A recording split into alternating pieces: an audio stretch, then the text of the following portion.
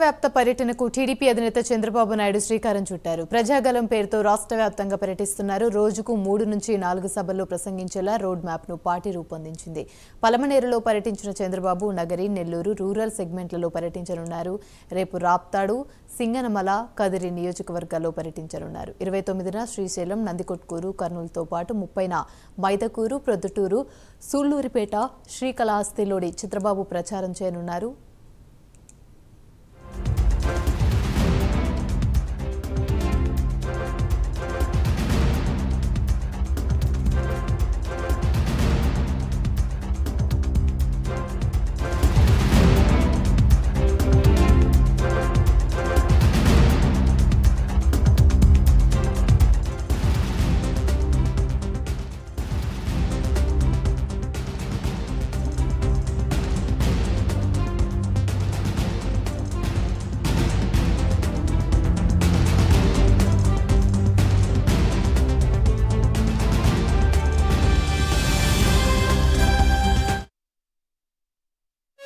దోచేసే జలగా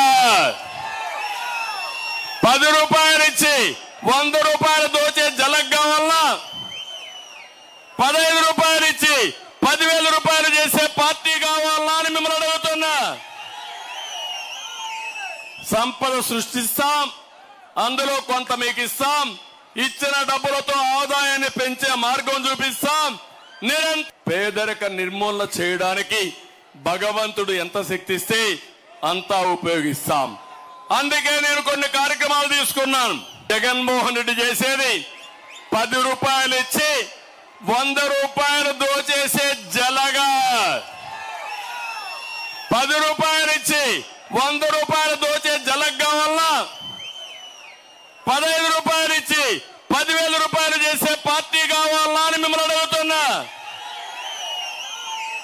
సంపద సృష్టిస్తాం, అందులో కొంత మీకు ఇస్తాం, ఇచ్చిన డబ్బులతో ఆదాయాన్ని పెంచే మార్గం చూపిస్తాం. పేదరిక నిర్మూలన చేయడానికి భగవంతుడు ఎంత శక్తి ఇస్తే అంతా ఉపయోగిస్తాం. అందుకే నేను కొన్ని కార్యక్రమాలు తీసుకున్నాను. అదే సమయంలో ఉర్దూ యూనివర్సిటీ గాని, ఇంకో పక్క షాదీ ఖానాలు గాని, దుకాన్ మకాన్ గాని, దుల్హాన్ లాంటి పథకం గాని, రంజాన్ తోఫా గాని, ఇవన్నీ కూడా అమలు చేసిన పార్టీ తెలుగుదేశం పార్టీ. మైనారిటీ సోదరులకి ఏమి అమలు చేయలేదు. బీసీలకు ఏ పథకం లేదు, ఎస్సీలకు ఏ పథకం లేదు.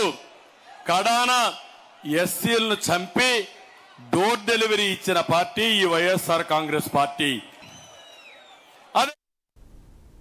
ఇదే అంశానికి సంబంధించి మరిన్ని అప్డేట్స్ సునీల్ అందిస్తారు. సునీల్ చెప్పండి.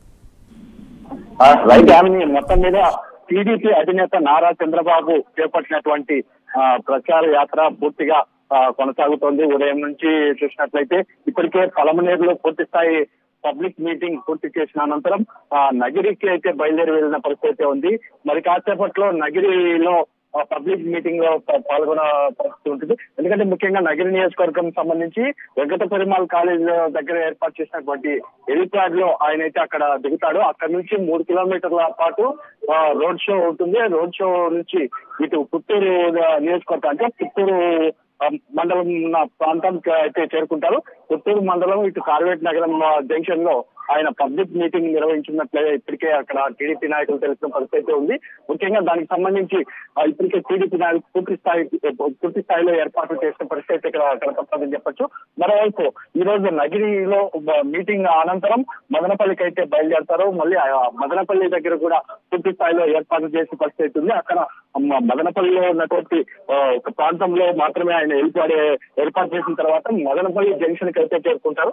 మదనపల్లి జంక్షన్ లో పూర్తిగా అంటే ఏదైతే ప్రజలను ఉద్దేశించి పూర్తి స్థాయిలో అక్కడైతే మాట్లాడే అవకాశం ఉన్నట్టు ఇప్పటికే అది అక్కడ ఉన్నటువంటి నాయకులు తెలిసిన పరిస్థితి ఉంది. ఏదేమైనప్పటికీ ఈ రోజు మొత్తం అంటే చిత్తూరు జిల్లా, ఇటు ఉమ్మడి చిత్తూరు జిల్లా, ఇటు అన్నమయ్య జిల్లా అన్ని ప్రాంతాల్లోనూ అయితే ఆయన పర్యటించుకున్నట్లయితే తెలుస్తోంది. ఈ రోజు రేపు మాత్రం చూసుకున్నట్లయితే ఇటు అనంతపూర్, ఇటు హిందూపూర్ జిల్లాల్లో ఆయన కార్యక్రమాలు ఉంటాయని చెప్పేసి ఇప్పటికే అక్కడ టీడీపీ నాయకులు అయితే తెలుసుకున్న పరిస్థితి ఇక్కడ ఉంది. Right, thank you.